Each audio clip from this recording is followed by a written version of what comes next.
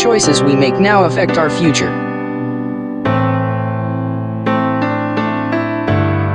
A key concept of Doc Brown's time machine is that a person can view what life will be like in a future dictated by decisions made earlier in life. In other words, we reap what we sow. Here are two examples of Marty McFly seeking to change the future by going back in time and doing things differently.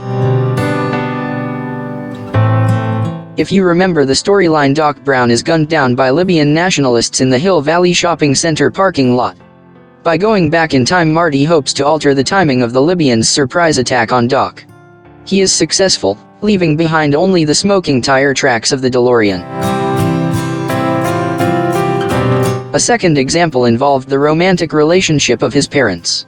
Browbeaten and called a slacker by his high school principal, Marty must also endure the acrimonious relationship between his nerdy father and his lovely mother. They are bullied by Biff at a critical time in their high school relationship.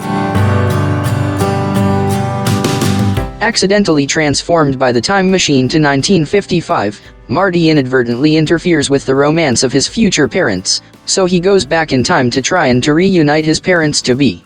If he fails, the marriage won't materialize and Marty's own existence will not happen. Only a movie could convince us that this could be possible. In real life, we can't go back and forth through time. We live our life in real time with real-life consequences of our actions. Decisions, good or bad, at one stage of our life may have an effect on the rest of our life. Our excuse is that life comes at us pretty fast in real time. We may be dealing with multiple issues all at once, and may make a rushed decision that alters the course of our life. Or, we may just plain ignore the ramifications of our decisions. The science fiction character Marty McFly did change the course of history. We cannot, and our life can be forever changed by choices made earlier in life.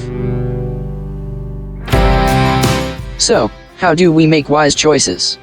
Know in advance what your standards and values are, and don't let your guard down. Bring God into the conversation.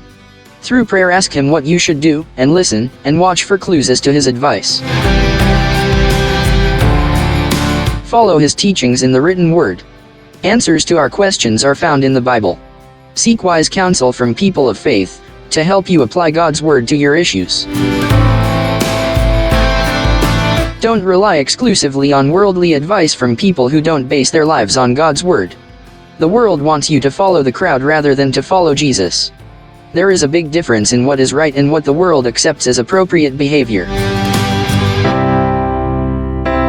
We don't live in a fantasy world of the movies. Once we make our choices, we can't go back in time to undo what we have done. Don't give in to temptation. It may be difficult at the time, but make the right choice in the first place. Then you can live your life fully and in a manner pleasing to God. In fictional movies, you can go back in time. In real life, you live your own biography and reap the benefits and consequences of your decisions. According to the scripture, do not be deceived, God cannot be mocked. A man reaps what he sows. Whoever sows to please their flesh, from the flesh, will reap destruction. Whoever sows to please the Spirit, from the Spirit will reap eternal life.